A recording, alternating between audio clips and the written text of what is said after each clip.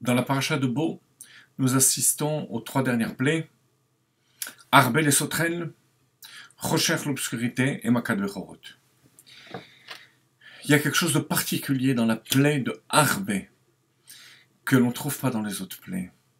C'est la Torah qui nous dit que Lemaan tesaper, be'ozne vincha uven bincha, et asher ita'alalti b'Mitzrayim.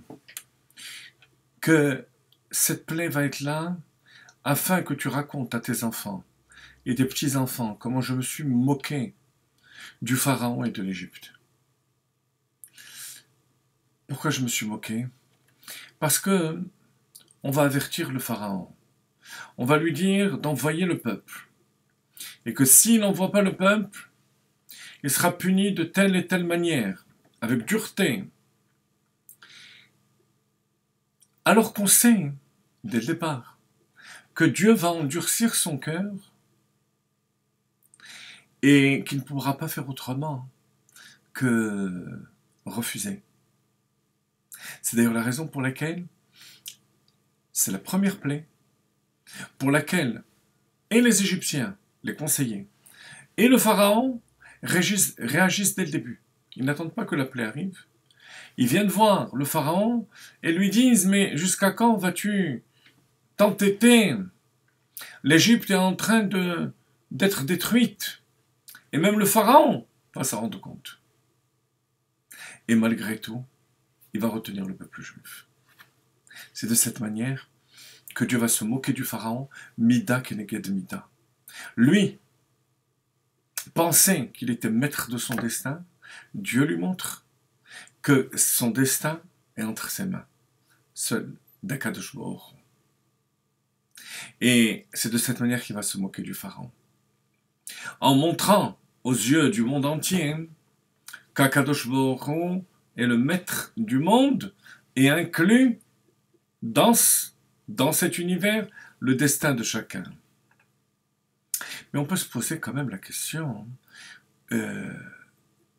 au niveau de la justice, de la sanction. Parce que finalement, il va être puni. Et il va être puni alors que son destin n'est pas entre ses mains. Ça va paraître contradictoire avec la notion même de libre arbitre que le Rambam développe dans Ilchot Teshuvah, Perek, et où il explique qu'il n'y a pas de sens, il n'y a pas d'intérêt à punir quelqu'un qui est programmé pour fauter, ou qui est programmé pour accomplir l'ordre divin. Alors à quoi bon punir et sanctionner le Pharaon, même pour cette plaie de Arbel de Sotren? La réponse, chers amis, est un enseignement extraordinaire pour nous.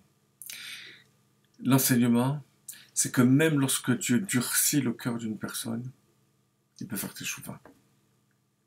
Même lorsqu'Akadosh Baruch Hu montre qu'il est le maître du destin de la personne, il y a une mesure au-delà de laquelle Akadosh Baruch Hu lui-même redonne le destin de la personne entre ses mains, entre les mains de cette personne. S'il force la porte, même Racha Gamo explique le Balatania dans Igrat Teshuvah, chapitre 11, et l'écouter à Marine, chapitre 25. Lui aussi peut décider de revenir en arrière et faire Teshuvah. Et le Pharaon y compris.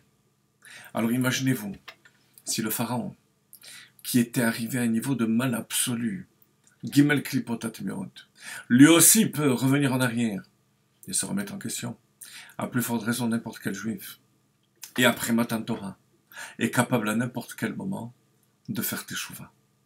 On a donc finalement notre destin entre nos mains, et même lorsque Dieu décide de se jouer de la personne.